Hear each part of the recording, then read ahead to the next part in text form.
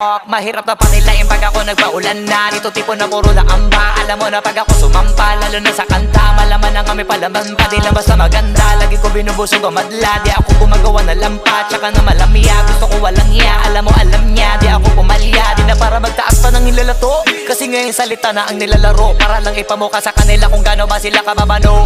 Kailangan ko magbuhat na bangko, pakitaan sila para mauga, ugain sila para matanto. Ipakita sa mga pagmumuka nila kung paano ang tunay na hambog. Nakabakat ako sa mapa, kahit hilingin mo na mapasama pa.